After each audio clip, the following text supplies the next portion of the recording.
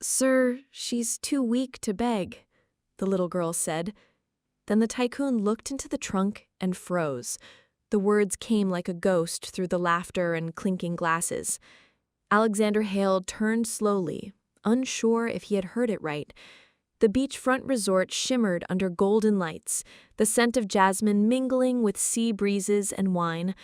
Around him, the elite of New York sipped champagne beneath silk-draped canopies. The ocean whispered just beyond the stone terrace, but his thoughts were miles away until the little voice pulled him back. He looked down. A girl no more than 4 years old stood barefoot on the edge of the marble stairs. Her dress was faded and torn, her cheeks hollow. She clutched a glossy event flyer in both hands, crumpled and damp from her grip. His face stared back from the flyer, smiling, polished, the CEO of Luxmire Resorts. "Sir," she repeated, quieter now, "she's too weak to beg." Alexander's brows pulled together. Before he could respond, 2 security guards rushed toward them, hands already extended. "Wait," Alexander snapped, holding up a hand. "Don't touch her." The girl flinched anyway, taking a step back. But then her small hand reached out and grabbed his. Her fingers were ice cold. "Please," she whispered. "This way." He let her lead him. They cut through the garden terrace, past astonished guests and murmurs rising like wind. Down a cobblestone path behind the resort, the sounds of music and laughter faded. The girl didn't speak again. Her grip was determined, too steady for someone so small. They crossed the valley lane and slipped into the shadowed lot beyond. Here, luxury vehicles gleamed beneath soft lighting, Bentleys, Teslas, foreign imports gleaming like jewels. But she led him past all of them, toward the last corner of the lot, where a rusted sedan sat half-hidden in shadow. The car was shaking, just slightly, barely enough to notice if you weren't looking. The engine was off. The rear bumper sagged. It should not have been here at all. Alexander approached the trunk, a growing tightness in his chest. "Is someone in there?" he asked, voice slow. The girl nodded solemnly. She couldn't walk anymore. He hesitated, then popped the trunk and froze. Inside lay a woman, crumpled and still. Blonde hair tangled across her face. Her arms curled around herself, thin and bruised. Her lips were pale, barely parted, but her face, God, that face! His vision tunneled, the years peeled away like paper. Celeste! She had vanished 5 years ago after a supposed car accident.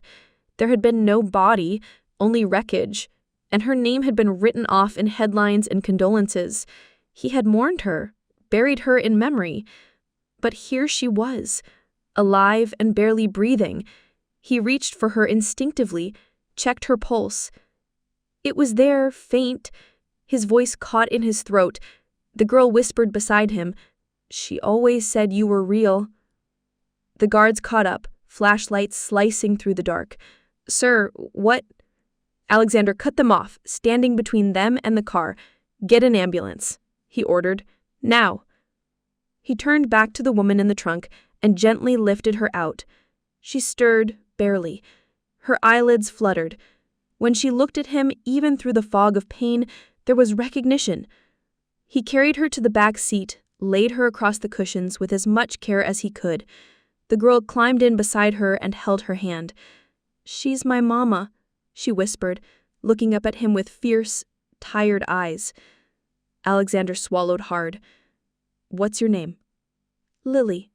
He blinked, nodding slowly, trying to process everything. The girl, the woman, the impossible truth. "We're going to get her help," he said quietly. "I promise." As the sirens began to wail in the distance, echoing faintly over the waves, he stood there staring at the woman he had once loved more than anything in the world. Her chest rose and fell like a whisper, like hope breathing one more time. The girl beside him leaned in and said it again, softer this time, like a secret. "She's too weak to beg, but not to remember." Alexander slipped through the glass doors of the hospital, Lily still clutching his hand tightly. She held onto her mother's limp hand as paramedics wheeled the gurney away. "My name is Hale," Alexander told the receptionist. "I found them near the beach. She needs help." He dismissed the paparazzi and kept reporters at bay, ensuring no one caught wind of the mysterious woman from the trunk. Within minutes, Celeste was taken into emergency care, and Lily was led to a small waiting area filled with coloring books and hot cocoa. Alexander, still in his tuxedo from the resort's grand opening, stood outside the trauma room, utterly out of place and exposed. His polished shoes echoed softly on the linoleum as he paced.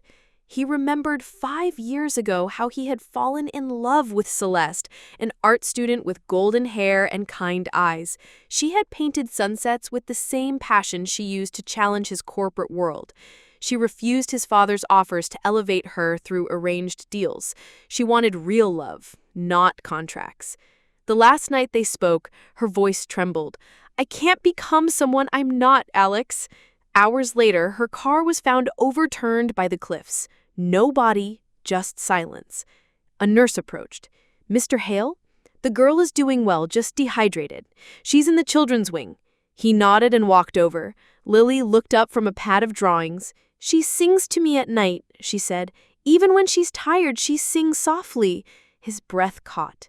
Celeste had once sung to him that same lullaby in French while lying beside him on a rainy night in his apartment. It was how she loved, quietly, tenderly, like a whisper only he was meant to hear. "She calls you Alexei," Lily said suddenly. He stilled. "Alexei," he echoed, the nickname only Celeste had ever used. Lily nodded. "She said your name was hard to say when she missed you, but she liked it." His chest tightened. Only Celeste had ever called him that. His hands trembled. He dropped to one knee. "Why did you come to find me, Lily?" She opened her hand and showed him a wrinkled flyer. "It had your picture. I found it near the beach. I knew you could help." He swallowed hard. That flyer had been from the resort event, he remembered, discarding a few at the gate, never expecting they would reach anyone. Somehow, fate had given it to this little girl. He looked into her eyes.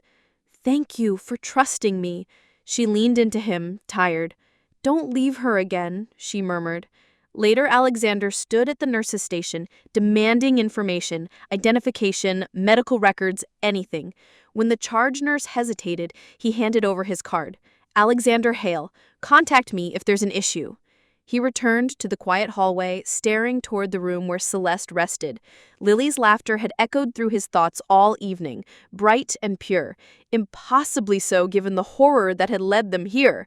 And yet, her words, her eyes, even her simple sketches, they all pointed to a truth he had never dared imagine.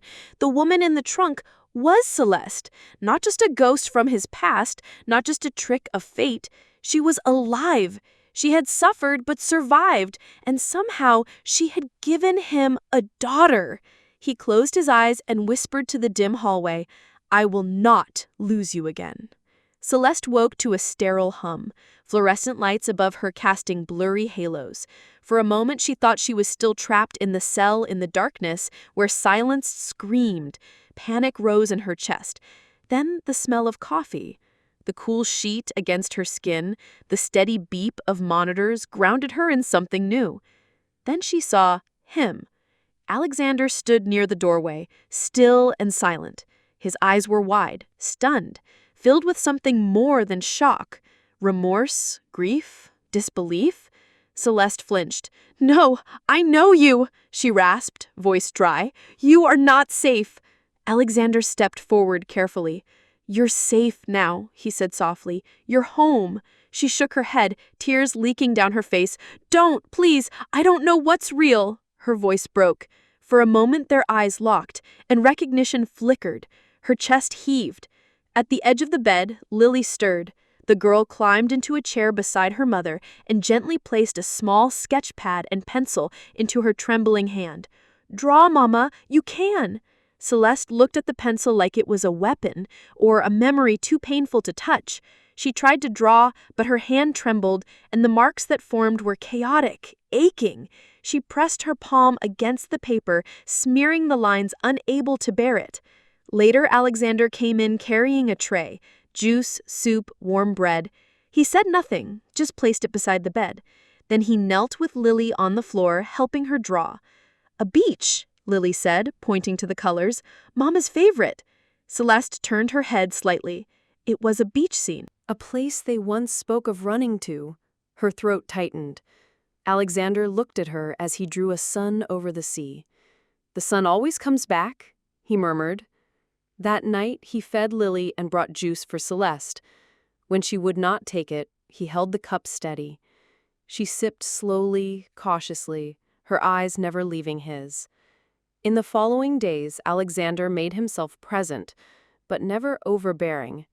He called in favors quietly, began an investigation through private contacts, asked about Eastern European trafficking routes, all under the radar.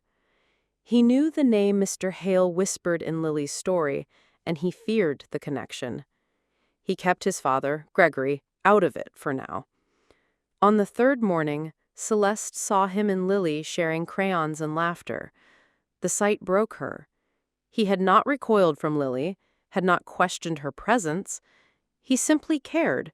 She sobbed quietly into her blanket. Alexander approached, startled. Lily looked up in confusion. He gently knelt beside Celeste and offered her a spoonful of soup. At first, she resisted. Then her trembling hand took it. After a moment, she whispered, "Did you know she is your daughter?"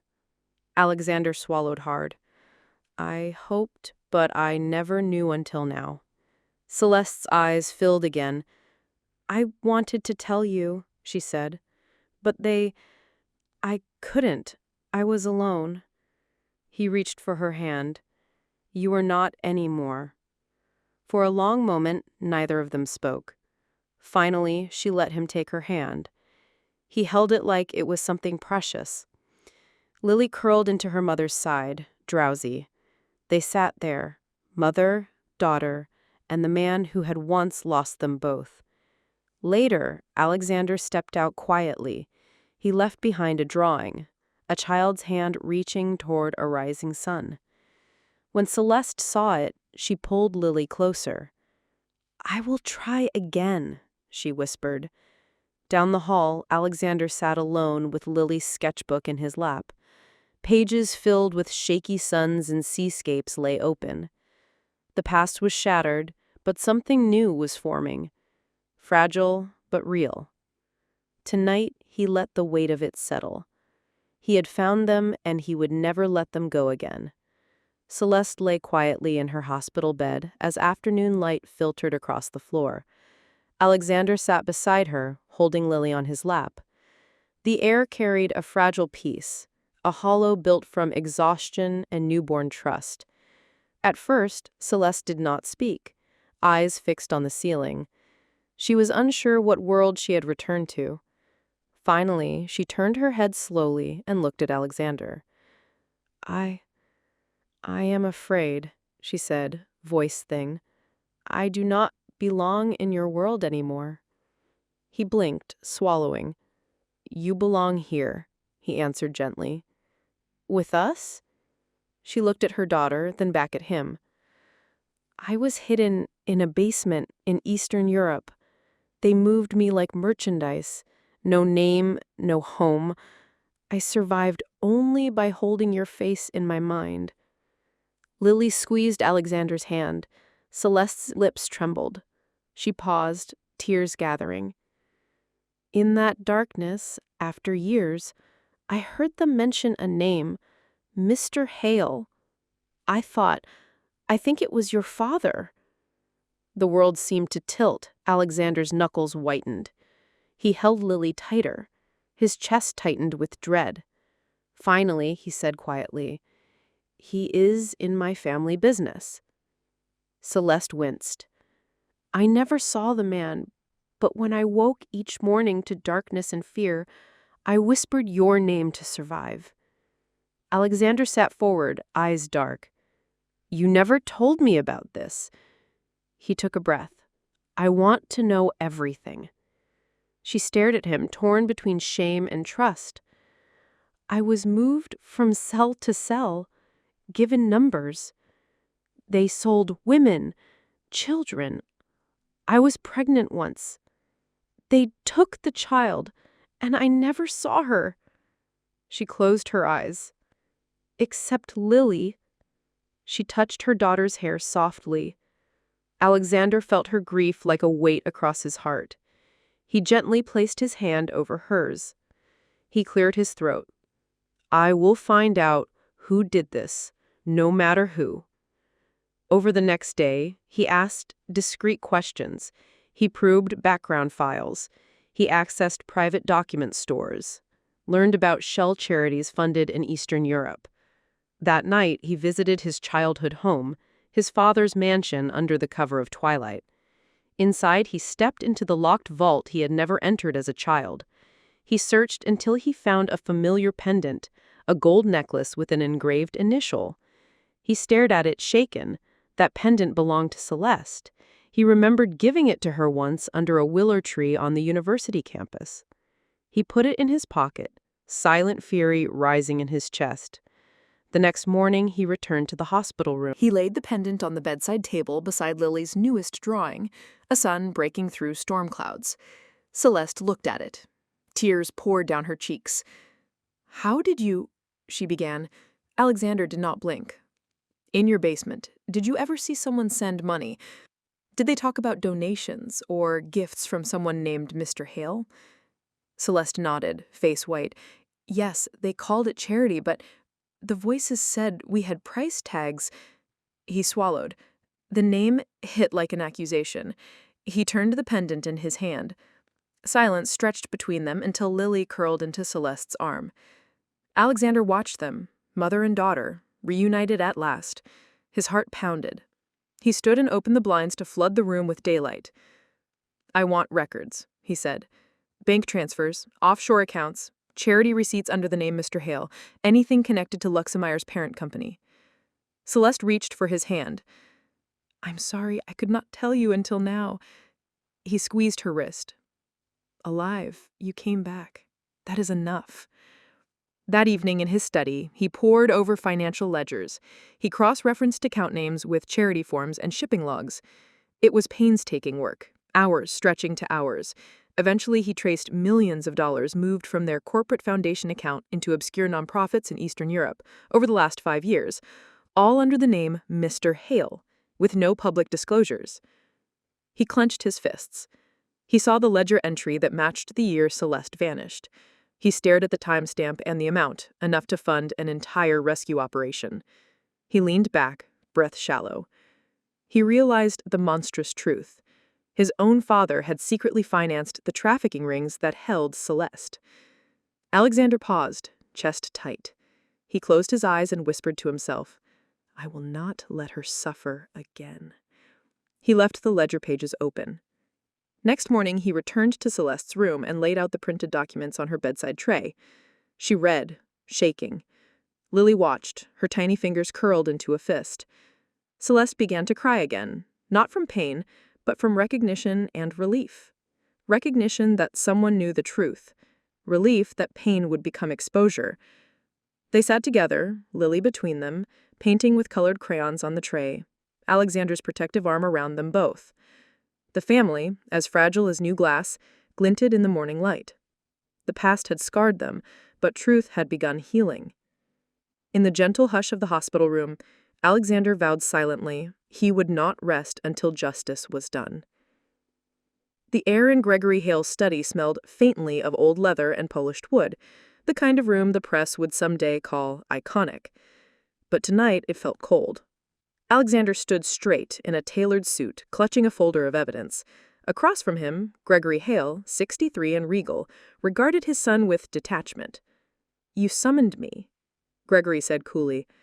"We must speak." Alexander's voice was firm. "You taught me the world is cruel, but you gave that cruelty direction."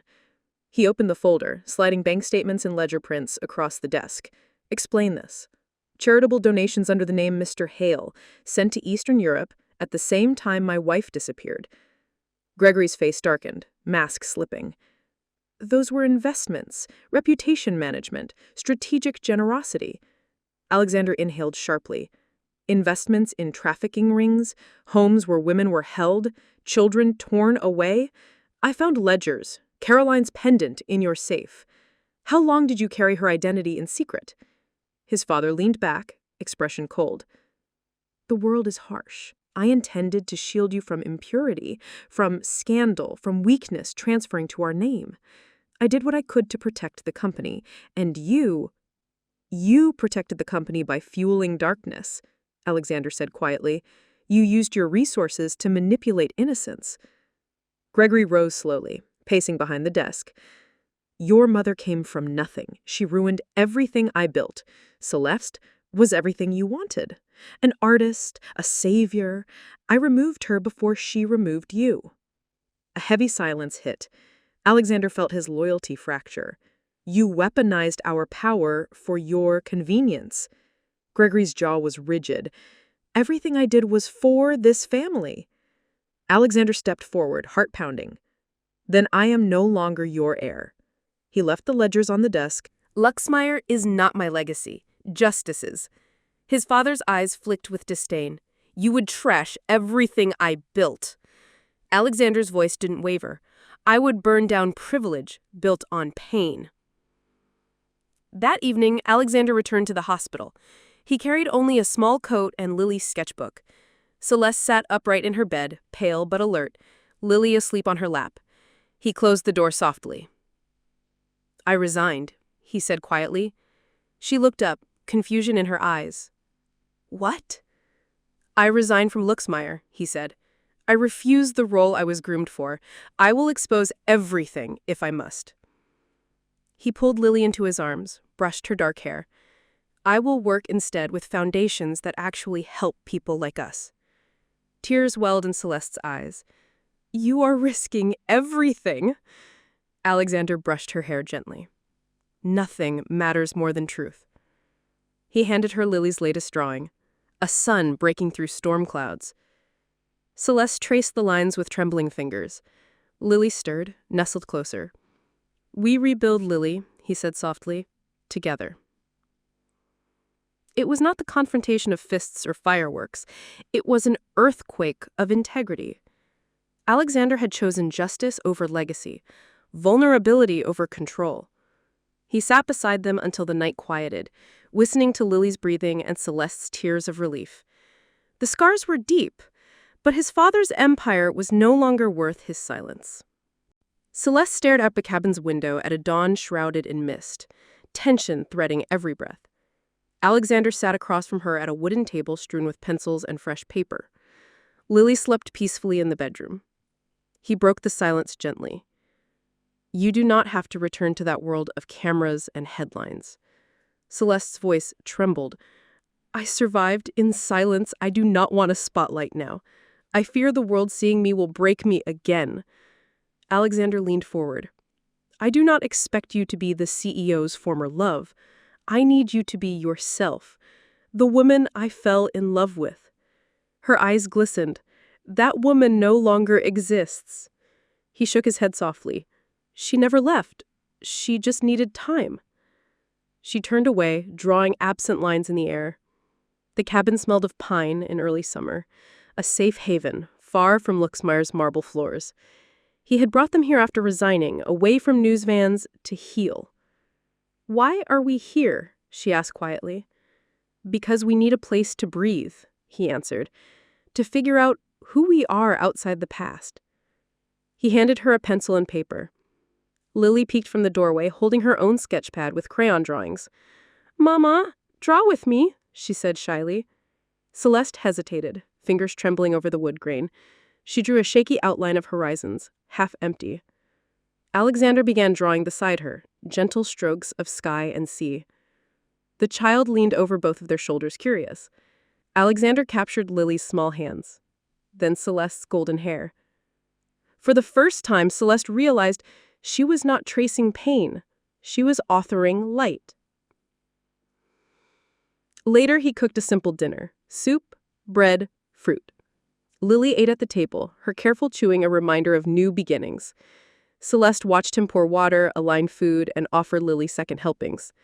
He insisted Lily choose the playlist from his phone. gentle melodies that filled the cabin with warmth. "Why are you doing this?" Celeste asked after Lily went to bed. Alexander paused, looking at her across the empty plate. "Because the person in that hospital bed, weak, afraid, deserves tenderness, not pity, and I want to walk beside her." She swallowed. "I am terrified. I thought I might lose you again." He stood, crossed the room, and brushed a strand of her blonde hair behind her ear. His hand trembled slightly. She exhaled.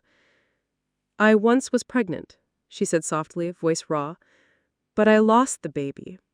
I thought I wasn't worthy of love anymore." Alexander's eyes filled.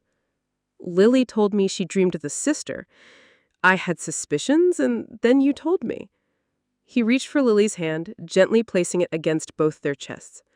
"Lily is my daughter, too." She closed her eyes, tears falling. "I thought if you knew, you would leave." He stepped closer. "Instead, I stayed." His chest shook. "I want to build something real now." Tears spilled. He swept her into a trembling embrace. She pressed her head into his chest. I want that." Their lips met, soft, hesitant, and electric. A long, delicate kiss that bridged time and sorrow. The weight of loss dissolved against the promise in his arms. They pulled back slowly, foreheads touching. Alexander whispered, "I will be here, always." Celeste nodded, her eyes shining through tears. Lily padded in barefoot and yawned, watching them. She grinned and dove into her mother's lap. Celeste held her and stared at Alexander. "I think I remember how to smile again." He laid his cheek on Lily's head, and I remember why I fell in love. The cabin's dawn light illuminated them, 3 fragile figures bound by truth. No titles, no headlines, only art, forgiveness, and the quiet love born from tragedy. Alexander stood before the boardroom table at Luxem's downtown headquarters, arms shaking slightly as he prepared to play the recording through the speaker system. The board members, silent and tense, watched him with guarded expressions. "This recording was given to me by a former executive assistant," he said clearly. "She served with my father on the company foundation's administration. She recorded conversations where Mr. Hale authorized donations, large transfers of funds labeled as philanthropy to shell nonprofits overseas." His finger hovered over the play button. The assistant's voice filled the room. "These funds, labeled Mr. Hale Trust, were directed to community development groups, but each wire transfer coincides with disappearances reported in Eastern Europe. We suspected trafficking." The board members' faces drained. A third voice chimed in, shaky. He knew exactly what that money was buying. The room crackled with tension. Alexander turned off the speaker. Silence thundered. He looked around, meeting the eyes of men and women he once thought allies. "I made this decision alone because I could not allow the legacy of abuse to remain hidden." News outlets exploded. Headline after headline revealed Gregory Hale's involvement in trafficking networks. The board called an emergency meeting. Alexander presented documents, bank records, and internal messages, every shred of evidence he had gathered. When he finished, he faced the board. "I hereby resign as CEO. I refuse to lead an organization built on lies. I will transfer my shares to the board and ensure a transparent transition." A collective breath exhaled around him. A board member stood, voice trembling. "This is unprecedented. We must contain the damage." Alexander looked steadily at them. "No, we must rebuild trust. I will establish a nonprofit, Lily Light Foundation, dedicated to rescue, recovery, and creative empowerment for survivors like Celeste." He pointed to the door. "Please return to your duties. I will work openly with the media and law enforcement from now on." After the meeting, he did not wait for applause. He left Luxmere's offices, clutching Lily's sketchpad and Celeste's pendant. That evening, he greeted Celeste and Lily at their cabin. Celeste sat on the wooden bench overlooking pine trees. Lily ran across the mossy ground, still excited after hearing the news on TV. Celeste stitched her lips together, eyes wary. Alexander approached slowly, hands open. "I did everything I promised." She regarded him quietly, then nodded. "You did." Would you partner with me? He asked. Join Lily Light as an advisor, help shape programs for other survivors through art. Celeste's breath caught. She looked at Lily, then at him. Can I draw for people again? Her voice was husky with memory. Alexander gently brushed her hair. I want you to teach others how to heal with creativity. She blinked, swallowed. Yes. He slipped a small key into her hand. This is yours now. Every design, program, gallery, your name should be on it. Her voice cracked with relief. Thank you. Over the next weeks, they traveled to local shelters and hospitals to pilot workshops.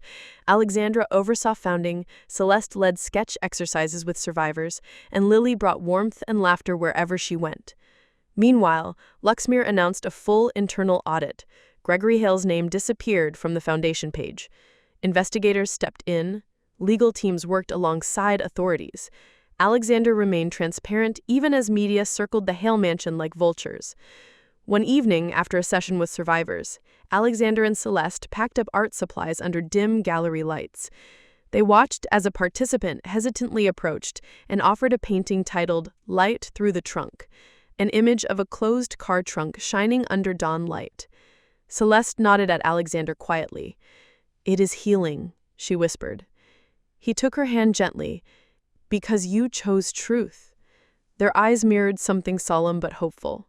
A bond forged through injustice and redemption. Lily tugged at their hands, dragging them to her. She grinned as they squeezed them between them. Alexander turned to Celeste, voice soft. You helped build something real. Celeste looked at their new family and then across at him. And you gave me back who I was.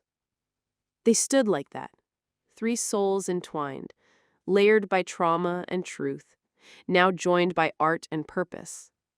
In the silent calm of that cabin night, Alexander finally understood justice was only the beginning. Love and healing were what came next.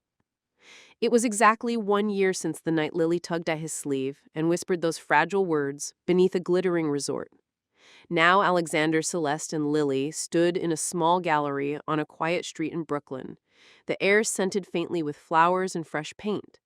A steady hum of visitors filtered through the space, admiring the pieces under soft gallery lights.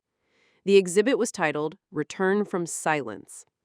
At its center stood a large painting, The Trunk and the Light. A haunting scene of a woman seated in darkness, her fingers reaching toward a glowing trunk lid and a small child's hand touching its edge.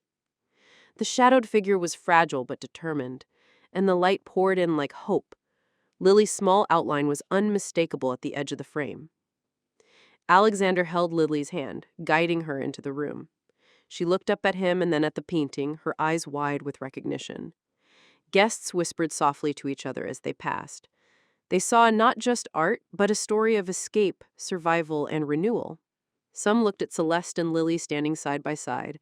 Others saw Alexander watching them, silent pride and love in his gaze. A woman leaned in close and said to Celeste, "This is so powerful, your story. Thank you for sharing." Celeste nodded, eyes brimming. She turned to Alexander and whispered, just loud enough for Lily to hear, "Let's build a world Lily never has to escape from." He looked down at her, then at their daughter, and squeezed both their hands. Tears slipped down Celeste's cheeks, but they were tears of healing, not pain. She took a deep breath and released his hand, reaching to clasp his other one. In that gentle touch there was no pretense, no grand title, just love and acknowledgement. He was not the CEO she once thought he needed. He was the person who stayed, the person who chose truth over legacy, the man willing to love her again. Pressing her fingers between hers, she nodded and smiled, her voice caught, and Lily tugged at her skirt, pulling her close.